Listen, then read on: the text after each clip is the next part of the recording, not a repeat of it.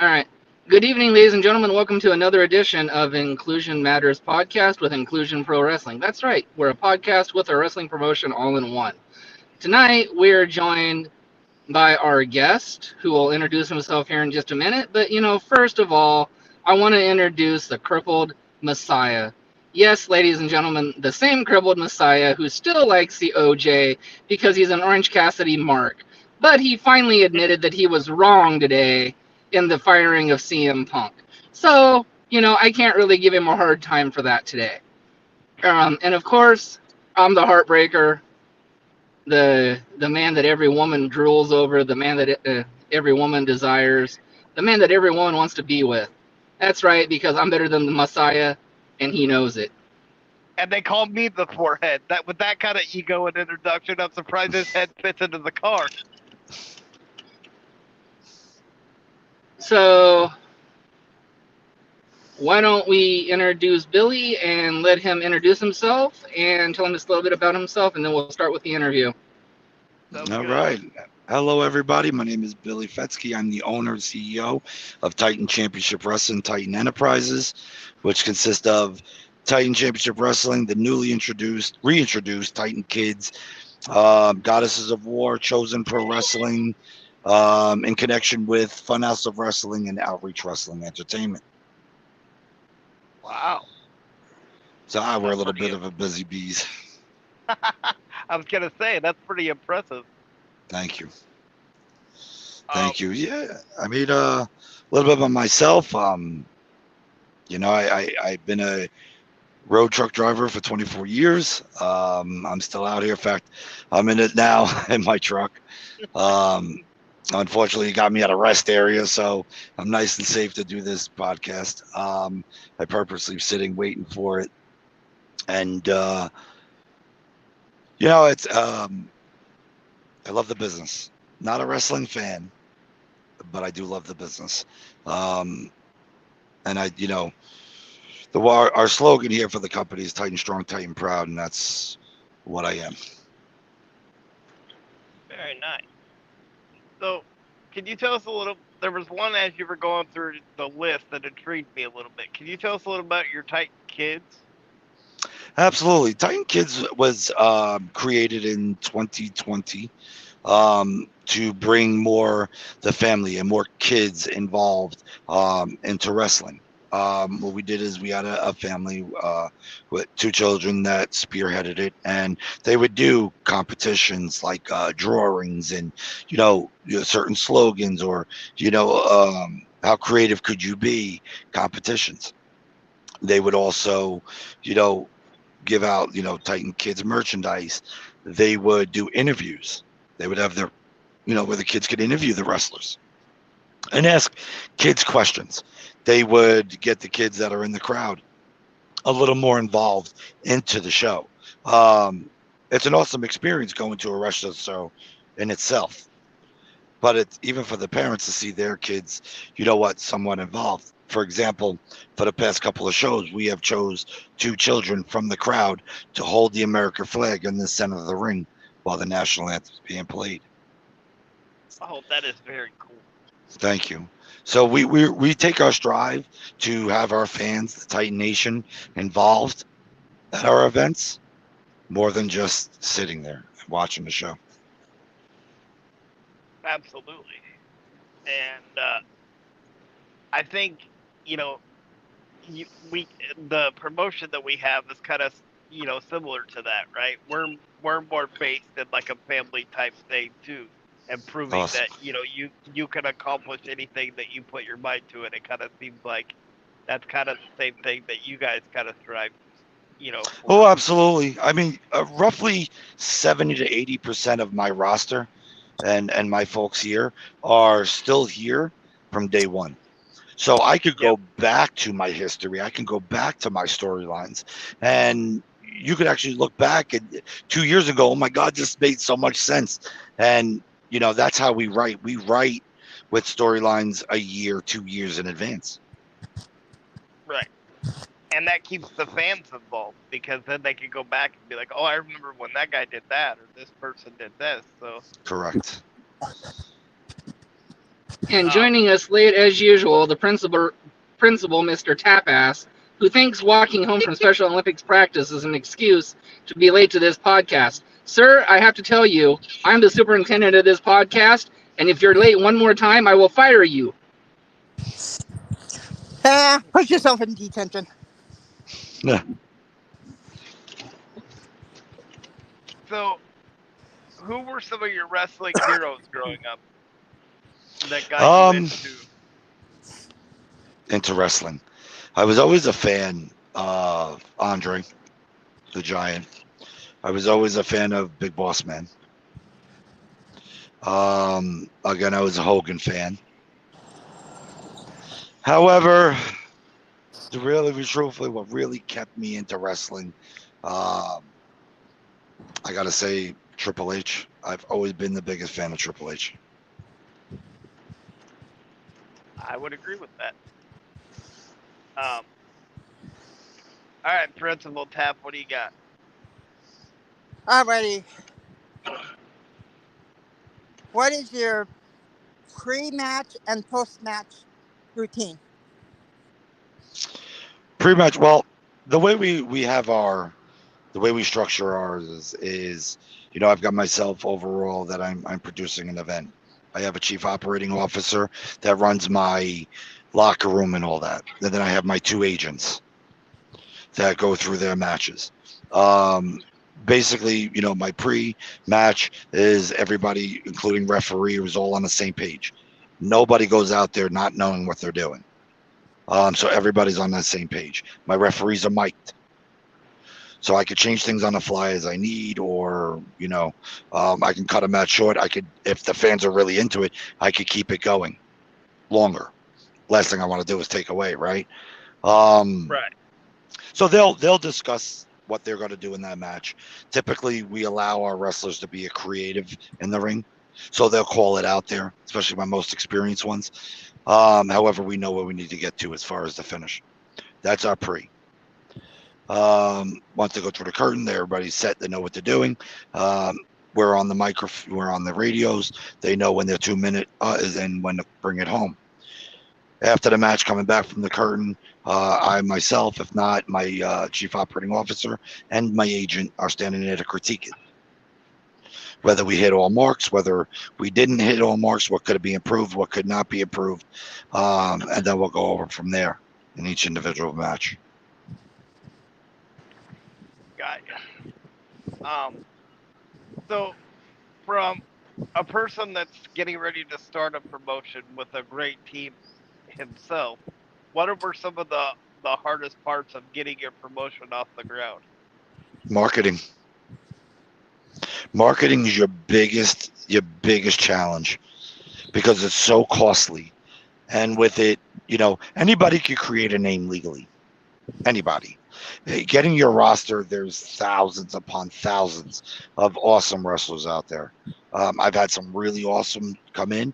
I've had some really bad ones come in that need training. However, for the real bad ones that got heart, you help them get through that, and eventually they will become a star for you.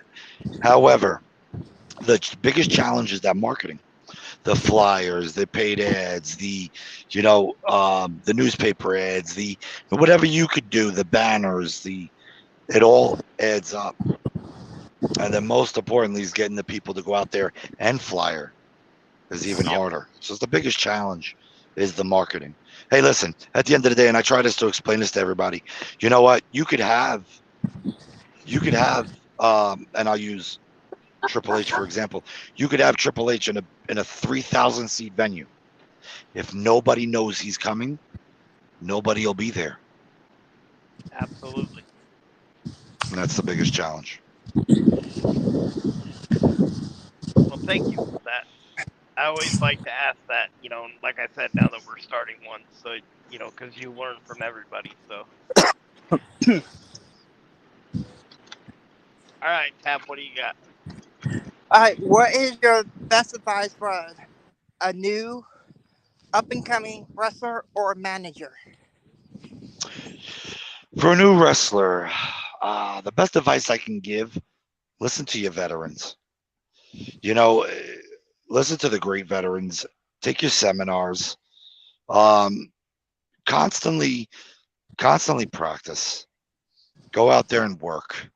Get your reps in, especially at a reputable place. I know it's hard, but you know what? You never give up. If the training is so important, it is the biggest important because you never stop learning. I'm nearly 8 years in as a promoter, and I'm still learning, and I'm grateful for the additional knowledge that people give me. Especially that for a new wrestler, for a new manager, the biggest thing is to catch a promoter's eyes. Nowadays, managers are you, they're not really used too much in independent professional wrestling because each wrestler, I mean, you put matches together, it's not really storylined. A company like myself who does do storylines, managers make sense because we can storyline them in. Um, be a mouthpiece. You got to be a mouthpiece for the wrestler. So it's all about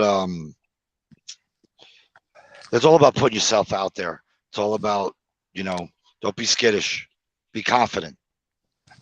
Be confident in your character, be confident in your abilities. Absolutely. So, who are some of your biggest rivals in your company? Well, right now I got my heavyweight champion, Titan heavyweight champion Anthony Gangone. He's in a severe rival with PJ Savage. Anthony Gangone was a fan favorite, huge fan favorite, turned a really bad heel when he attacked PJ Savage. Um, I have the Deadly Sins and the Throne. It's a faction versus faction. So they're mortal enemies. I myself, with a tag team of Aaron Roxas and Johnny Moran, there's a lot of bad blood between us. I'm not a wrestler. However, I do have wrestlers that will dethrone them because they are the tag team champions that I am bringing in to ensure that they lose their titles. So I have multiple storylines going at one time. And those names of those factions are brilliant, by the way. I have to say, from somebody that's been watching wrestling most of their life, those Thank are you. awesome. Thank you. All right, Tap, what do you got? All right. Now, we've gotten some outrageous and some cool comments on this question. What is your favorite cookie or snack? Well, I gotta try to plead the fifth on this one because I am a type 2 diabetic. So if I say what I really like, I'll be in a lot of trouble. However, oh boy, you're gonna give me some trouble. But I do love a good home baked chocolate chip cookie. I can't deny that. But my snack, I can't seem to steer away from gummy worms. I can't. I love the gummy worms. And honestly, I understand the diabetic thing because I'm diabetic too. So sometimes I have to be like, "Oh no, I didn't touch those. What are you talking about?" I know how difficult is that. I see it. I see a thing of chocolate chip ice cream. I'm ready to go nuts. Yeah, I'm borderline. exactly.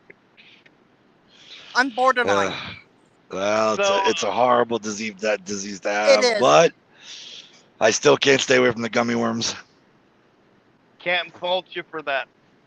No, and the reason why I said we had an outrageous comment on that one is because we had someone on prior say he inhaled a can of Axe body spray. Oh, well, no, I don't do that. So just Yeah, no, we don't do that. I don't think a lot of people do that. I think Well, No, that's I just have a a. one person thing. I mean, my biggest Okay. pet peeve, I mean, is a cigarette and coffee. I mean, I am a truck driver, so I don't drink or I don't do drugs. My license is my livelihood. That makes sense. So, before you ask your next question, it's sponsored by Kevin Watson and American Family Insurance. Make sure you plug your insurance agents and your sponsors before every question now, dude. We have to get those sponsors in. They pay your money. They pay the money for this podcast. So make sure you plug your sponsors or I'll fire you both. can't fire me. I'm part owner. You'd have to buy me out. Well, consider you bought out. Yeah, okay. Um, so who were your top 5 male wrestlers of all time? Well, we'll go with number one, who was the most influential to me was Triple H. I will give that. Boss Man being the second, because no matter what gimmick he could be in, and he was in multiple, he always did it with the highest regard. Um, so I was always a fan of his. Andre, Randy Orton, I gotta say, is up there. What an incredible wrestler, and can't help but to love and admire Bobby the Brain Heenan. I like that list. Okay, don't forget Dotai Tattoo Gallery and Burgerville. Get your sponsors. Get your sponsors now. And this is the last time. I will see you guys tomorrow. All right, sounds good. I'll see you tomorrow. Go ahead, Tap. What you got? Go ahead. I gotta take care of something real quick, and I'll be back. All right. So what's the craziest match you've had at in your promotion? So the craziest match I've ever had, which was 2 rings together, and I think we did like something like 50 or 60 guys in a battle royal. Whoa, nice. Yeah, it was one of the craziest. Second to that, we did an Iraqi jail cell prison match, which Titan Championship Wrestling, we own our own cage, so we decorated it as a prison with barbed wire and stuff like that. And I had 2 pros, really good pros, Blaze Haram and Rick Recon, inside of that match. To represent Blaze Haram was an Iraqi prison match, and boy, did that deliver. And what an interesting concept. I love it. Yeah, we try a lot of new things. We've done scaffolds. Like I said, we have our own cage. We've done ladder matches and chair matches. We try to do different things on our end. Got you. Hold on. There we go. Oops. Hold on. Sorry about that.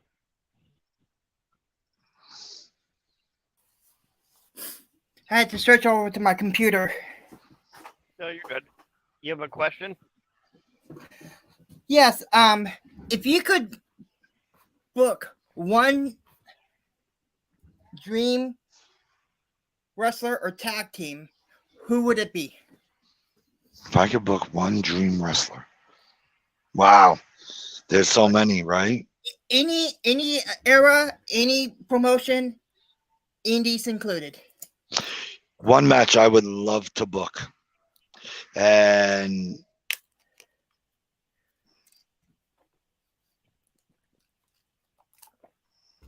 I would love to book Kurt Hennig versus Titan's very own PJ Savage. Nice. That's a good choice.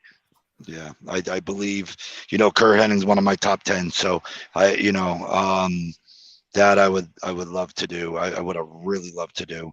I think that would be phenomenal. I would love to do something like, wow, so many choices. But yeah, that'd be number one. And that question was brought to you by Los Jalapenos Taqueria in Longview, Washington. So your top 5 tag teams of all time. Wow. Oh man. Yeah, sorry, we do a lot of top. That's all right. Because going back to a lot of tag teams here. I was always, I was a good fan of Demolition, Powers of Pain. Ooh. I got to give it to the Heenan family. What was it? The Twin Towers and British Bulldogs. I like that list. I would add the natural disasters. Natural disasters, absolutely. Yeah, you're right. You're right. And I was just Yeah. thinking about that too. Natural disasters and the bees, killer bees. Killer Bees. Yep. Yes. You brought up the Heenan family, and it boggles my mind in both WCW and WWF or WWE that the Barbarian and Haku or Ming, whatever, you never held tag team gold. Nope. No. Like they got close, but you had a team that could dominate, and you did nothing with them pretty much. I mean, Well, again, it's not the belt that makes the wrestlers; it's the wrestlers that make the title. well, You know what yeah, I'm saying? that's true. So you don't necessarily. I mean, look how many awesome wrestlers never became heavyweight champion. That's And a look good how point. many great tag teams never held the titles. Exactly. So I mean, it doesn't. That's the same thing here at Titan. I mean, I stick by that credo. I've got many and many top talent that are here, but it's a lot of hard work for when I got my heavyweight championship, it took a year for us to crown heavyweight title because I just wouldn't give it to anybody. You had to Right. work for it. You had to earn it. And that's, the company's been around almost 4 years and I've only had 3 champions. Wow. So that goes to show you how often we do a turnaround. I don't. You have to earn becoming a heavyweight champion here. And again, I love that mindset. I'm sorry, I'm taking mental notes for the promotion as we're talking. So, Of course. um, so go ahead, Tap. What you got? All right, I'm switching this one around a little. I would like your opinion on which one of the 5 members of the Midnight Express heavily deserves to be in the Hall of Fame.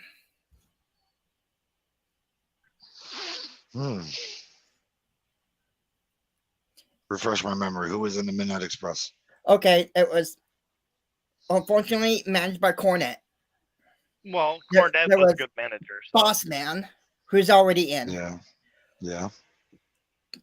Tim Condrey, Dennis Condrey. Dennis Condrey, Mm-hmm.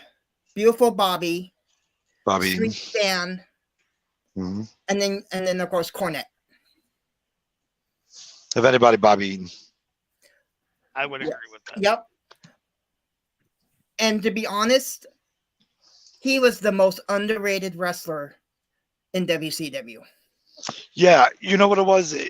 Bobby Eaton was a fantastic technical wrestler. And he could sell like a son of a bitch. Oh, yeah. Right? So he was awesome. The problem is for some reason the promoters, they didn't think he had the look. And I think that's devastating because his in-ring ability was phenomenal. Oh, absolutely. I mean, back then, it was all about size and bulk and everything else. But his in-ring was phenomenal. And I have to say this.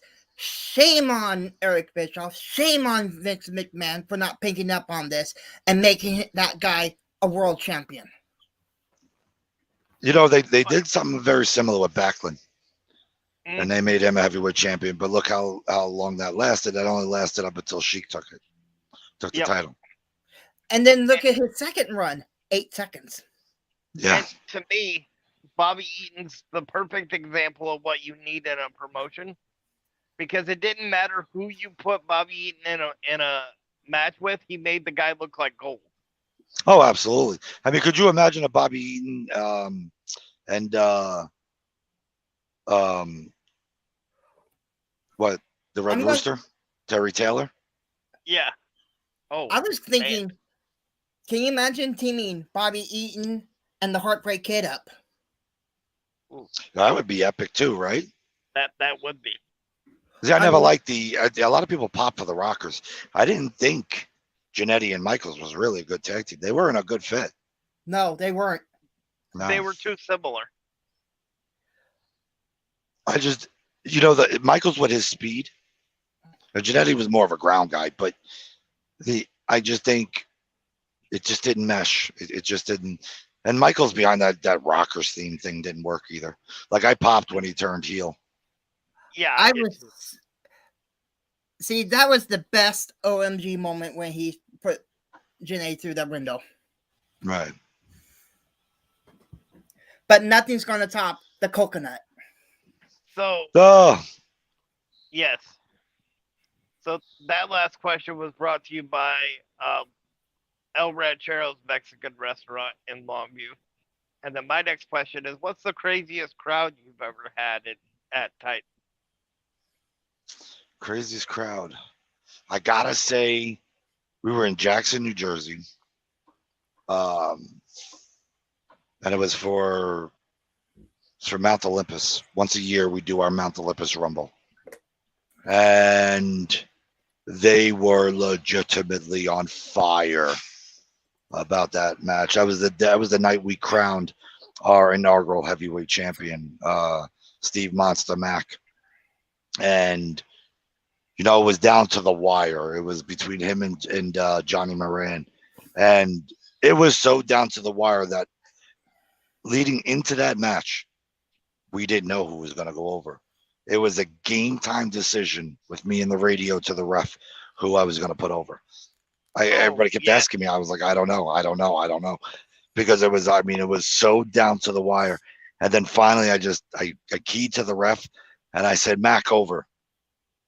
Johnny, then of course Johnny went over the top rope, but it was you would have those fans were in it just like we were because we didn't know what we were going to do, and ultimately we made that last minute call.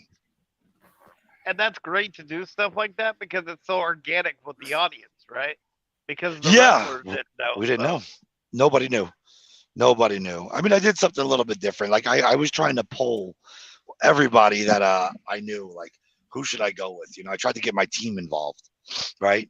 So I mean, ultimately, yes, I own the brand. I can make any decision I want, but I wanted my team involved, saying, "Man, where should I go with?"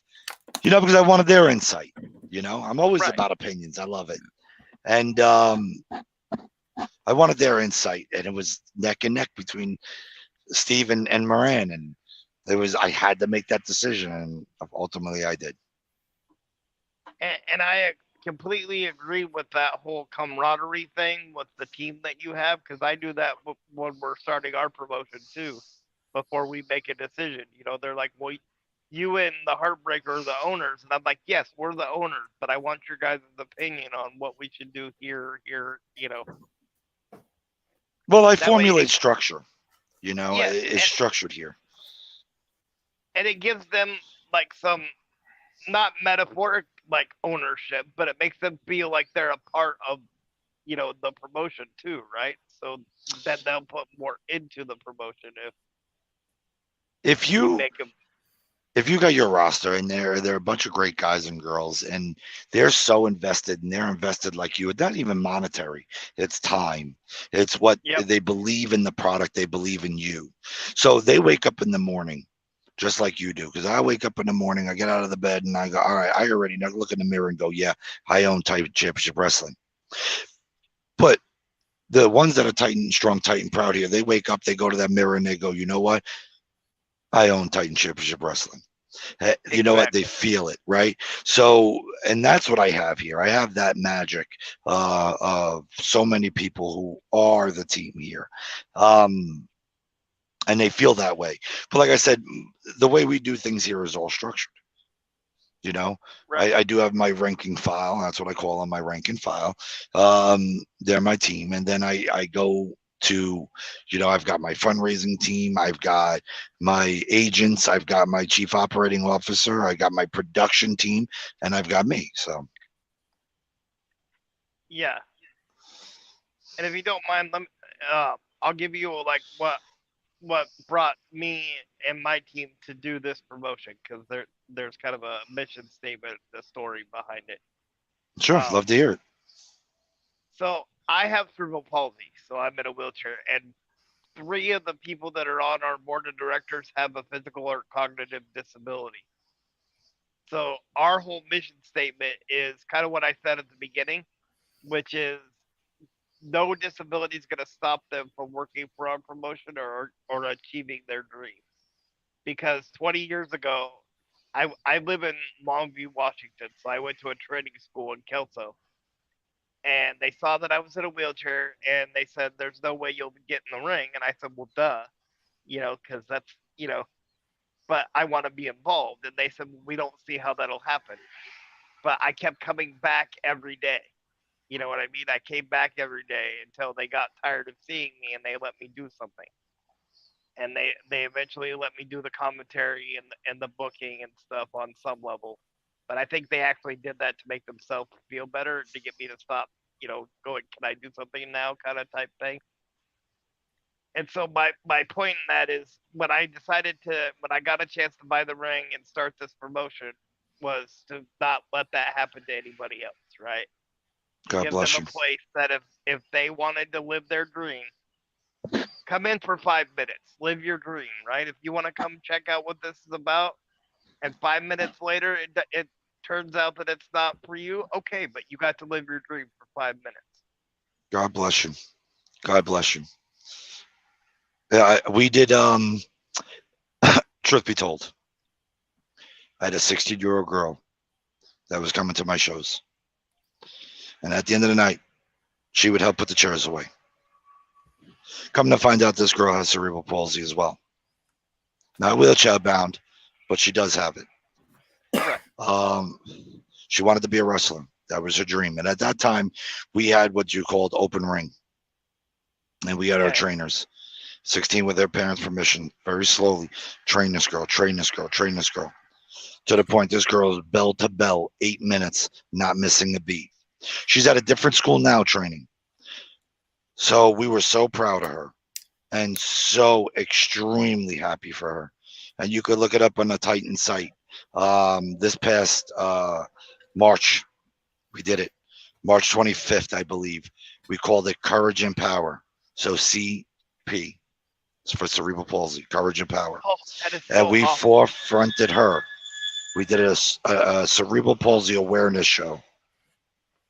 And we forefronted her dead center in that poster. I made that show about her. With all the fight and the tribulations and the tears and the everything that she went through to Yeah. be one of the wrestlers there. And now Becca, her name is Becca Wiley. And now Becca Wiley, for the Goddesses brand, which is an all-women brand, is one of the goddesses.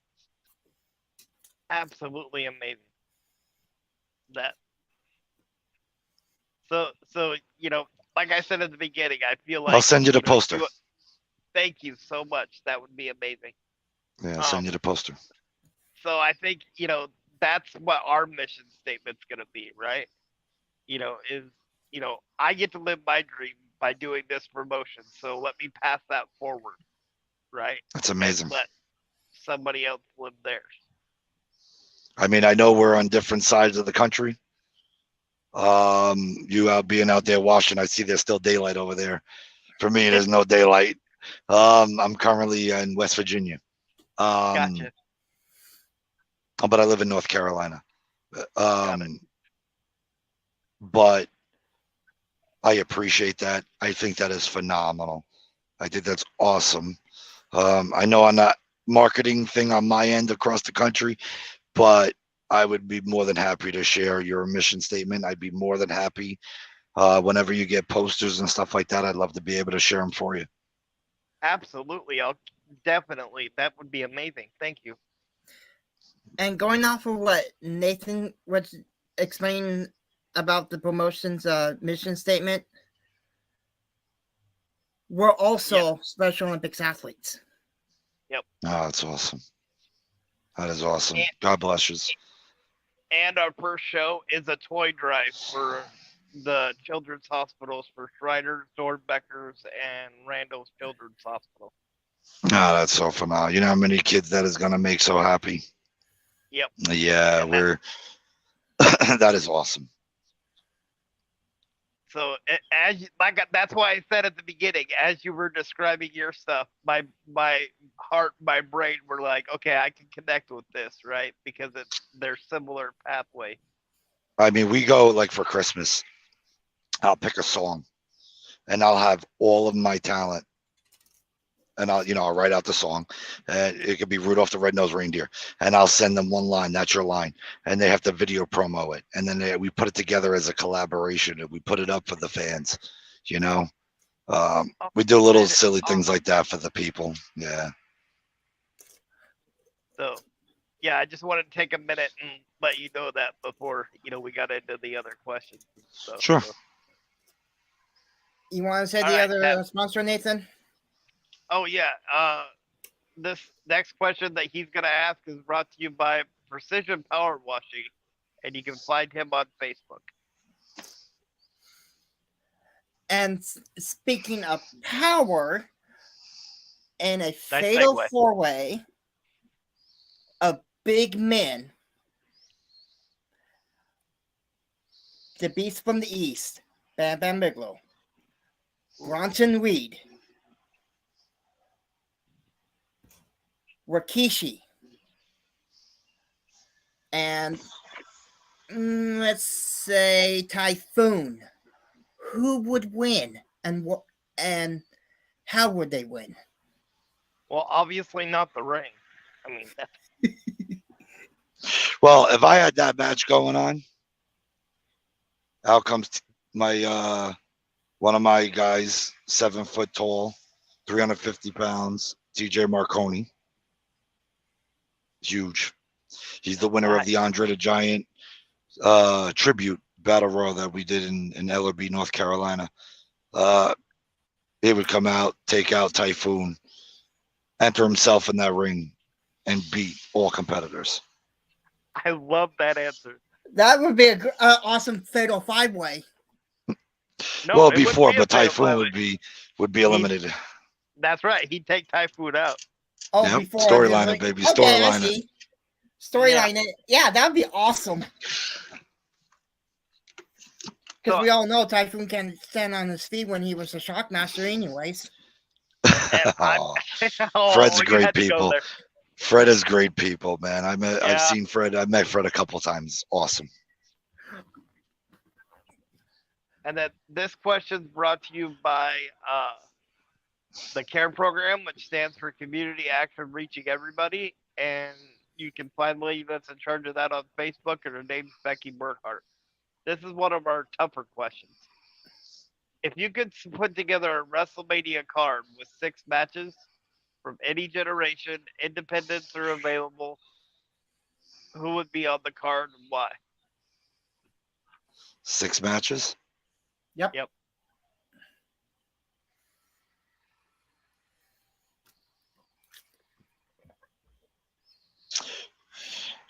Randy Savage versus Anthony Gangone. Ooh. My heavyweight champion versus Randy Savage. Mr. Perfect versus PJ Savage. Gotcha.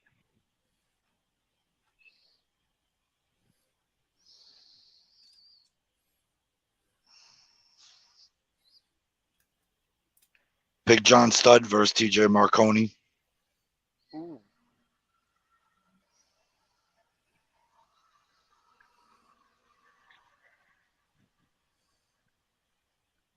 That's 3. Demolition, younger Demolition versus Miranda Roxas. Ooh. Andre the Giant versus Steve Mack. Gotcha.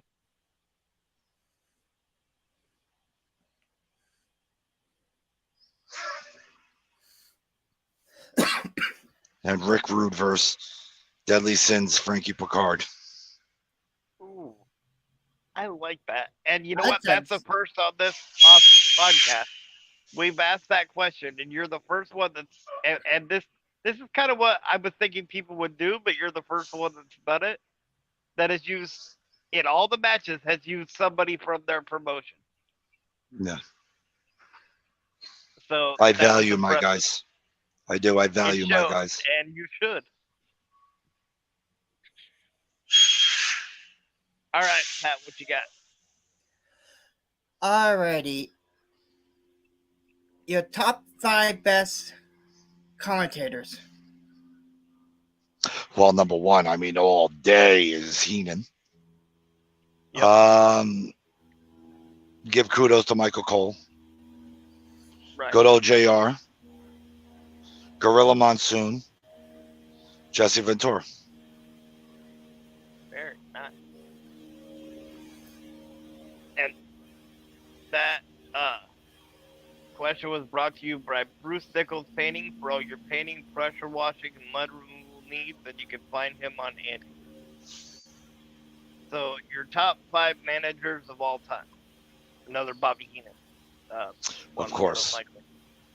Bobby Heenan, Mouth of the South. I don't remember Kimchi. Oh, Yep. yes, Kimchi. Yeah, Kimchi was awesome. Lou Albano. Another awesome. Come on, classy Freddie Blassie. Oh, yeah. That was awesome. And the most underrated, phenomenal female wrestler. At the same time, one of the best managers out there, Miss Sherry Martel. Yep. Absolutely. All right, Pat, what you got? All right. We did the men. Now we're going to do the top 5 females managers. Well, you got Sherry Martel, right? Like I just mentioned. I mean, she's one of the top. You can't deny Miss Elizabeth. She could sell that humble and innocence like there's no tomorrow. Missy Hyatt, who I believe she was manager at ECW, right? Yes. Yep. And at WCW. Yeah, in WCW. So she was really cool. Sapphire with Dusty Rhodes, Yep. Oh, yes. which I think was really cool. And does Mae Young count when she came out with like Mark Henry? Yes, Yes. I would take that one from Mark Henry, and I would also take it from the beginning of her career when she was Slave Girl Moolah. Ah, there you go. Yeah. So we'll go with that. I'll go with Mae Young. She was always that was good comedy when they gave birth to the hand. I guess it was. Mhm. And you talked about ones that were underrated and the other ones. To me, an underrated female manager, and people forget that she was because of J.J. Dillon and the Horsemen, was Baby Doll with Yep. Holy Fletcher. Baby Doll. You're right. Wow. What a And tragic another story. one, even though she was popular in the music scene, was Cyndi Lauper. Cyndi Lauper. Yep. Yes. Yep. Remember, I did WWE when they did Cyndi Lauper. They did Alice Cooper Yep. Yes, they at did. the same time. Yep. Yeah, but Cyndi Lauper actually managed an actual female wrestler. So What was it? did Wendy Alice Richter, Cooper. right? Yep. Yeah. It was Wendy Richter. Yeah. And Alice Cooper was in the corner of the Bulldogs at one of the WrestleManias. No, he was in the corner of Jake Roberts. Jake Roberts. Yep. Yeah, Jake the Snake. All right. It was Ozzy Osbourne in the Bulldogs corner. There you go. Top 5 indie wrestlers today. Titan Championship Wrestling.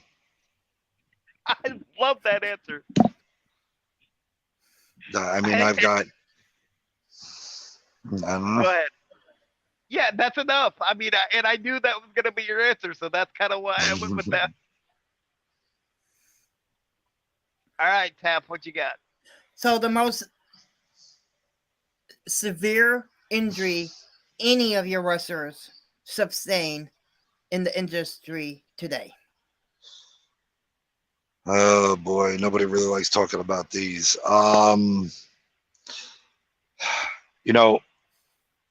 Injuries happen, and it sucks when it does.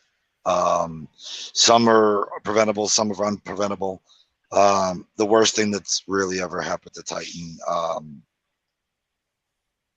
We had a tag team, Waves and Curls, and they were an epic match with Primal Fear. It was an outside event. Spot went wrong, and one of the Waves and Curls guys snapped his arm in two places. Oh, So it was a rough moment. That was the worst. Luckily, thankfully, that we sustained. We had one that was a female match, and the girl took the bump wrong, and it actually looked worse than it really was. Thank God there was no injury at all. She didn't have a head injury. However, the EMTs, because of the speculation that it was a head injury, they called for a chopper. So during our show, they landed a chopper not too far away from us, and they choppered her out. But nothing was, thankfully, nothing. And other than your normal injuries, your bumps and bruises. I mean, it is wrestling. It's not a ballet. They're gonna get it. They're gonna get injured. You can't control it. absolutely. So, from a promoter standpoint, what is if you could change one thing about pro wrestling today, what would it be?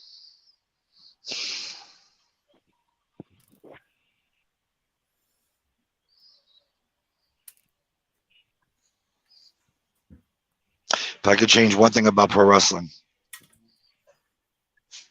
independent wrestling, Independent, pro, whichever one you want to go with. I mean, the TV one, or you get can rid go of the both. carnies. Get rid of the con mans. Get rid of the carnies. There's I what's killing the 100% business. agree with you. Get rid of the people that lie, cheat, and steal. People that put on shows, sell an abundance of tickets, and then cancel on them Yep, with never a refund. 9 straight in a row and cancel. Like it doesn't do anybody justice. I agree. And you brought up something earlier that kind of resonates with me, and it's kind of what I've talked about with a lot of people is there needs to be more like connectivity with promoters and promotions. Yes, we're all trying to put on shows, but I think it would go more smoothly if there were people working together instead of looking at it as like, well, I'm trying to outdo this person, or I'm trying to outdo, you know what I mean? In a perfect world, I agree with you. Everybody makes that statement. However, I'm a realist. Competition is competition, no matter how you like it. Working together is awesome. You can promote your show just as much as I can promote your show, and we could do that vice versa. However, we're not competing in the same area. We're not Right, competing for the same fans.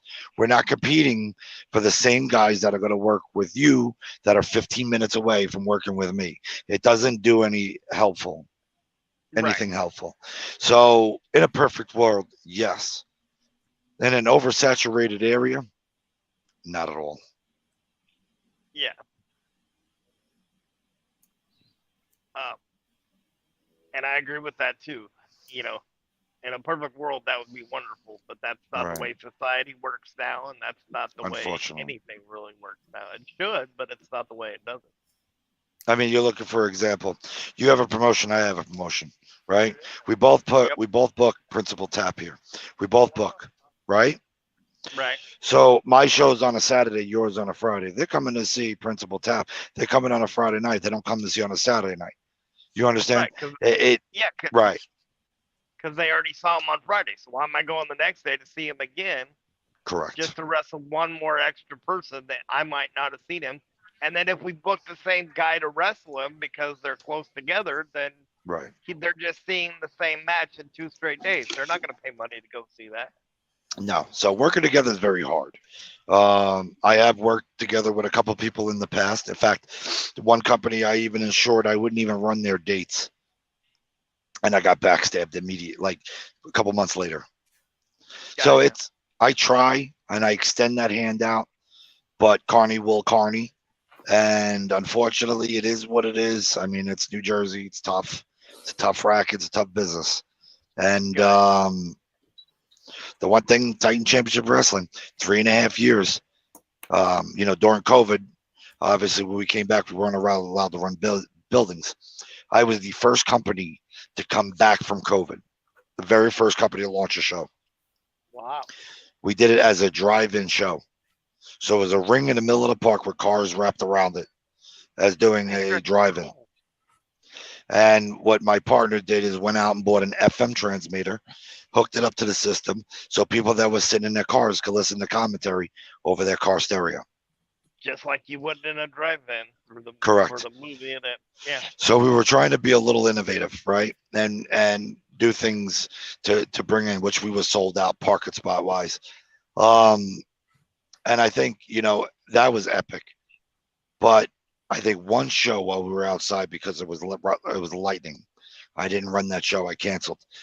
But out of 3.5 years, 40 something shows, I think we're on our 43rd, 44th show. I've only canceled once. Very awesome. So for good or bad, for 200 people, 250, 300 people in the crowd, 10 people in the crowd, they got the same experience. Absolutely. And they got that same, so. So, go ahead, Tap. Okay, this is a two-part question. Part one is, what is your favorite Kofi Kingston Royal Rumble moment? And then the other part is, WrestleMania 3, what was your favorite match of that pay-per-view? WrestleMania 3 was, beloved, right? Hogan, Andre. Everybody waited to see that. But I think the match of the night was Macho Man Dragon. Yep. That was the match of the night. Yep. I agree with that one. Greatest coffee moment was when he was hopping on the chair. Yes. So, in your opinion, who's the best wrestler turned actor?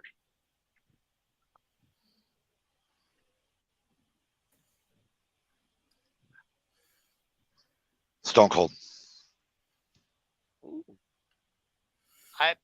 I agree with that. The movies he did were awesome, but a lot of people don't remember those for whatever reason. No, but to be honest with you, I'm not gonna lie. I really don't care. Like I don't.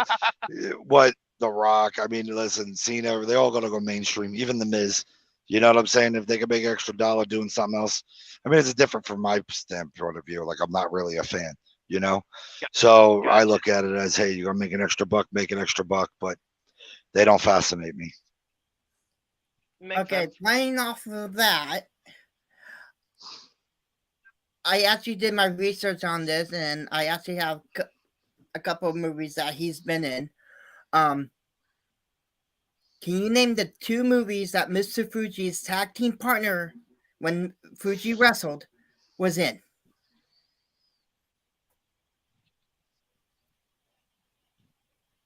No, I can't. I don't know. One was the Three Ninjas. He was the Oh, bodyguard okay. of the arms dealer. And then That's right. the other one was the Running Man. It's been many years since I've seen The Running Man, but I do remember the Three Ninjas. He played the hockey Sub-Zero. Okay. That's awesome. And it was Professor Tanaka. Professor Tanaka. Oh, man, that's a name I haven't heard in a long time. Oh yeah. And that's cool because I should have known that. You know who's going to kill me is Sonny Ono, because I am like really good friends with Sonny Ono. So he's going to, if he sees this podcast, I'm definitely going to get yelled at. He called me today. So I'm going to get yelled at. Every so often, I like to throw a curveball in there and try and stump our guest. Oh, you did. And let me tell you, that was a good one. So, in your opinion, best finisher of all time?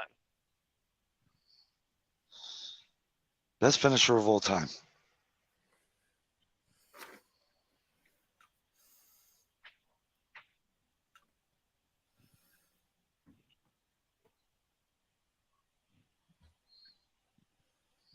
Hmm.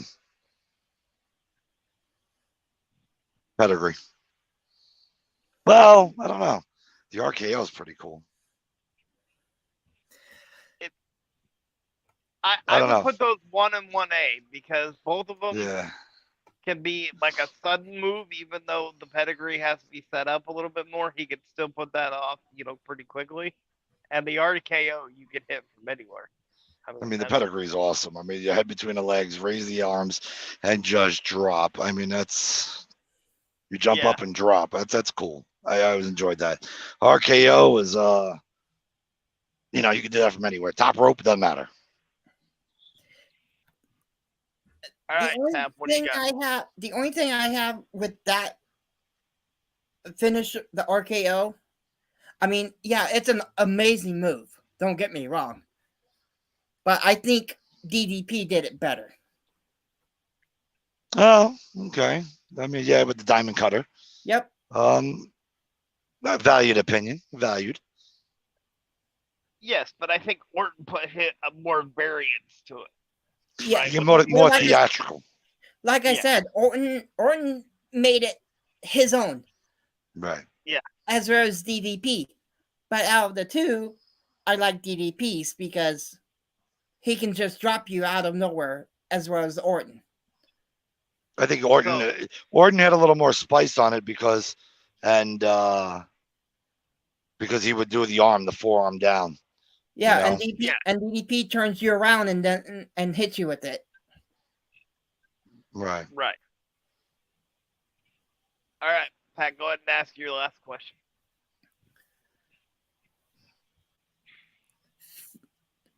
You're the most memorable tag team finisher of all time.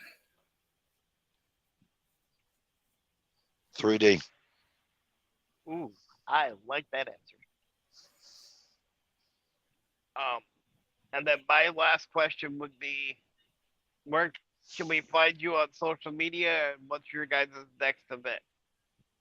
Our next event upcoming is September 16th, Aberdeen, New Jersey. It's called Blaze of Glory. I have Titan Championship Wrestling and Goddesses of War split show. Um, doors open up at 6, bell at 7. You can find us at Titan Championship Wrestling on Facebook, Twitter, Instagram, TikTok, all the social medias. Um, and for my own personal self, you can get me on Facebook, which is Billy Fetzke, CEO of Titan Championship Wrestling. Very nice. Um, and once again, we'd like to thank our sponsors, Kevin Watson of American Family Insurance. Go to him for all your insurance needs. Uh, Los Jalapenos Taqueria in Longview, Washington. Bruno's Pizza in Longview, Washington. Uh, El Ranchero in Longview, Washington. Precision Power Washing, and you can find the guy that's in charge of that on Facebook.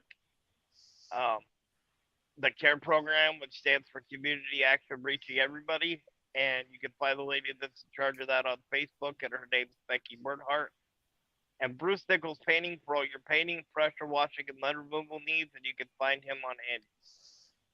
So Awesome. that said, we want to thank you for coming on tonight, and Thank you it for was having me. amazing. This was a pleasure. It was a It pleasure. was A really amazing good meeting pleasure. you, and I'll keep Thank you. you updated on everything we're doing when we get flyers out and stuff. So Please, please. I'd love to see them.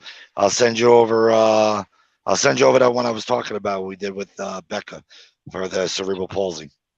awesome! Thank you very much. Thank you. Thank you for having me. Principal Tap, it was a pleasure meeting you. Thank you. Even Crippled though I came in Messiah, a little late. that's all Hey, you're right. good. But thank you So so much. It was a pleasure being on here. I'd love to do this again in the future. absolutely, anytime. Thank you. All right. Thank you very much. Take care. You All right. too. Bye. And before we go, I want to remind everybody of the Inclusion Pro Wrestling show that's coming up on November 25th at the Rain Church in Kelso, Washington. Doors open at 6, bell time at 7. Um, Tickets are $25 for ringside, $20 for general admission. Should be going on soon, on sale soon. And if you're interested in sponsoring Inclusion Pro Wrestling for the reasons that you heard today on this podcast, please get a hold of myself, which is Nathan Noss on Facebook, or Anthony Wagner on Facebook, which is the Heartbreaker, and we can get you out or send you a sponsorship package. With that said, thank you guys for coming. You will not see me tomorrow or the next day. I am going in for some surgery, as was brought up yesterday. You will, however, see Principal Tap and probably some guests if the Heartbreaker can pull one out of his hat, which he's always good at. Um, and I will see you guys more than likely on Sunday. Uh, and everybody have a good night.